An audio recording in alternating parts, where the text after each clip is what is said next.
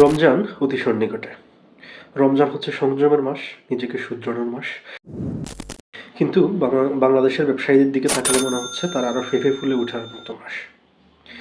যেখানে অন্যান্য দেশের ব্যবসায়ীরা, বিশেষ করে মিডল ইস্টের ব্যবসায়ীরা রমজান মাসে ছাড় দেওয়ার চেষ্টা করে অথবা জনকল্যাণে কিছু অবদান রাখার চেষ্টা করে, সেখানে বাংলাদেশের ব্যবসায়ী একেবারে ভিন্ন প্রেক্ষাপট নিয়ে আছে। তারা সিন্ডিকেট নামক অদৃশ্য বিষয়াদি নিয়ে সবসময় সক্রিয় থাকে, তবে রমজান আসলে সেটা আরও বেশি হয়ে থাকে।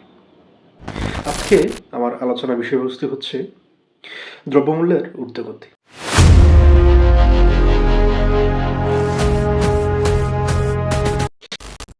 সয়াবিন তেল কিছুদিন আগেও যেটা আমরা 852 টাকা করে কিনেছি, এখন অলরেডি সেটা 900 টাকা করে বিক্রি হচ্ছে।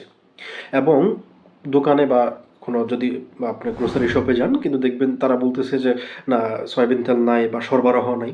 আসলে কি তাই? এটা একটা মিথ এক প্রকার, আমার কাছে মনে হয়। কারণ বাংলাদেশে সিন্ডিকেট নামক অদৃশ্য বস্তুর দ্বারা সবকিছু নিয়ন্ত্রিত হয়।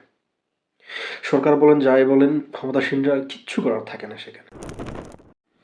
সমকালের একটা প্রতিবেদন দেখছিলাম, যেখানে সিপিডির গবেষণা পরিচালক ডক্টর খন্দকার গোলাম মোয়াজ্জেম স্যারের প্রতিবেদনে বলা হচ্ছিল,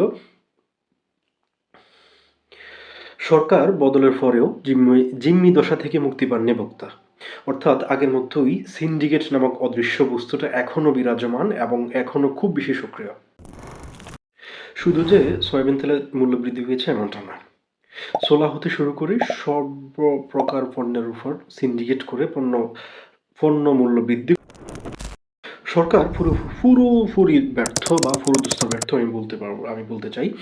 কারণ যে সরকারই আসুক না কেন, হয়তো এখন ইন্টারিম গভর্নমেন্ট আছে, এর আগে যত সরকারই ছিল না কেন, কেউ এই সিন্ডিকেটের কালো হাত ভেঙে দিতে পারেনি।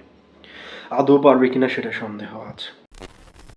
তবে আমি বলবো, সরকার যেহেতু ব্যর্থ, পারছে না, অথবা ভোক্তা অধিকার সংরক্ষণের যে অফিসার সংখ্যা কম, অথবা অভিযান চালানোর মতো তাদের যদি ক্যাপাসিটি সেই লেভেলের না থাকে, ছাত্রদের হাতে তুলে দেন।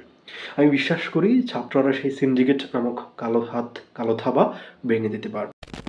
ব্যবসায়ীদের যে সিন্ডিকেট, সেটা যুগ যুগ ধরে ছিল, আছে, থাকবে। কিন্তু আমার একটা প্রশ্ন তাদের কাছে, যে আপনারা ঠিক কতটুকু লভ্যাংশ হলে আপনারা থেমে যাবেন?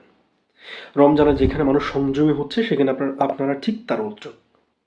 আদৌ কি আপনারা নিজেরা সংযমী হচ্ছেন? যুগ যুগ ধরে চেষ্টা করেও সিন্ডিকেট নামক কালো থাবা বা এই অদৃশ্য বস্তু ভেঙে দেওয়ার মতো বা গুঁড়িয়ে দেওয়ার মতো শক্তি সামর্থ্য কারোই হয়নি বা হবে বলে আশা করা যায় না। তবে কবির ভাষায় একটি লাইন মনে পড়ে খুব বেশি। তাদেরকে একটাই লাইন বলার আছে, যে আবার তোরা মানুষ হ। এছাড়া আর বলার মতো আমার কাছে কিছু নেই।